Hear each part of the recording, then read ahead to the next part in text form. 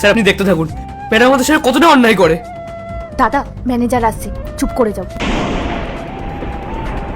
তোমাদের কোনো কাজ নেই? আসলে ম্যাডাম আজকে তো 10 তারিখ। উফ, 10 তারিখ, এই তারিখটা আসলেই না আমার মেজাজ পুরো খিটখিটে হয়ে যায়। 10 তারিখ মানে তোমাদের মতো মানুষদের হাত পাতা শুরু হয়ে যায়। আপনি কি বলতে চাইছেন? কেন, কথাগুলো শুনে কি খুব গায়ে লাগছে? সত্যি কথা শুনতে তো একটু তেতো লাগবেই। ম্যাডাম আপনি এভাবে কেন বলছেন? আমরা তো আমাদের ন্যায্য টাকা আর পরিশ্রমের উপার্জনটা চাইতে এসেছি। দয়া করে আমাদের মাইনেটা দিয়ে দিন। ও হ্যালো, নিজের মুখটা একটু বন্ধ রাখো। এরকম বড় বড় কথা বলতে লজ্জা করে না?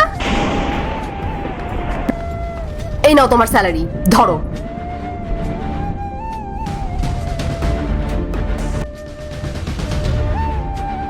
ম্যাডাম এখানে তো 5,000 টাকা আছে, কিন্তু আমার মাইনে তো 10,000 টাকা। একে তো আপনি আমাদের মাইনে বাড়াচ্ছেন না, ওপর থেকে আপনি যে মাইনেটা দিচ্ছেন সেখান থেকেও আপনি টাকা কেটে নিচ্ছেন। আপনি যেদিন থেকে এই কোম্পানির ম্যানেজার হয়ে এসেছেন সেদিন থেকে আমাদের এই অবস্থা। কেন করছেন আপনি আমাদের সাথে এটা? আমাদের তো একটা সংসার আছে, আমাদেরও তো পরিবার আছে। আমি এই কোম্পানির ম্যানেজার। কার কত স্যালারি সেটা আমার থেকে ভালো আর কেউ জানে না। তোমার স্যালারি যেটা সেটাই তোমাকে দেওয়া হয়েছে। থাক মালতী, তুমি চুপ করো। ম্যাম আপনি মালতীর কথা বাদ দিন না, ও হয়তো না বুঝে বলছে। আল্লাহর এই ভিডিওটা দেখে যে সরে যাবে তার মনের আশা পূরণ হবে না। আল্লাহর এই ছবিটা দেখে চ্যানেলটা সাবস্ক্রাইব করতে হবে এবং ভিডিওতে লাইক করে দিতে হবে, তাহলে তোমার মনের আশা পূরণ হয়ে যাবে। আর অবশ্যই অবশ্যই এই চ্যানেলটা সাবস্ক্রাইব করতে হবে।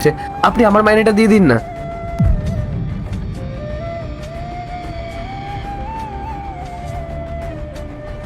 এ নাও তোমার টাকা।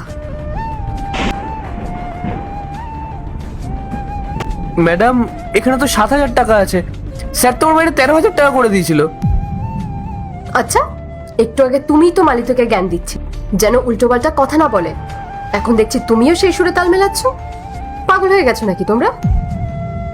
স্যার যখন অফিসে ছিলেন তখন উনি আমার মাইনে 11,000 টাকা থেকে 13,000 টাকা করে দিয়েছিলেন, আর এখন আপনি আমাকে 7,000 টাকা দিচ্ছেন। স্যারের অবর্তমানে আপনি আমাকে এরকম ভাবে ঠকাবেন?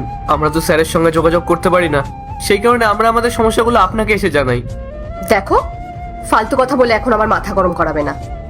তোমাদের এই সামান্য কাজের জন্য না এর চেয়ে 1 পয়সাও বেশি দেওয়া হবে না।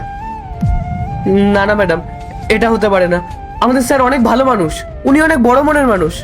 উনি আমাদের মতন গরিবদের কষ্ট বোঝেন, উনি কখনো আমাদের টাকা আটকে রাখবেন না। আপনি আমাদের টাকাটা আটকে রেখেছেন। হ্যাঁ ম্যাডাম, ও একদম ঠিক কথা বলছে। আপনি আমাদের ন্যায্য টাকা কেটে নিজের পকেটে ঢোকাচ্ছেন। চুপ করো।